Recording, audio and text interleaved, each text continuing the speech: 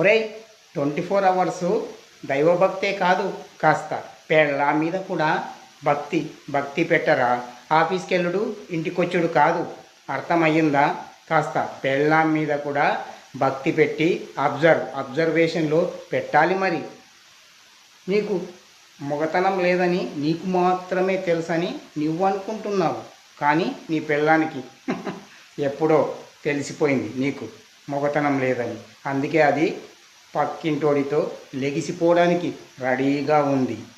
Gold 25 లక్షల cash రెడీగా తీసుకొని అక్కడ నిలబడి ఉంది వాడి కోసం. అర్థమయ్యిందా నీకు?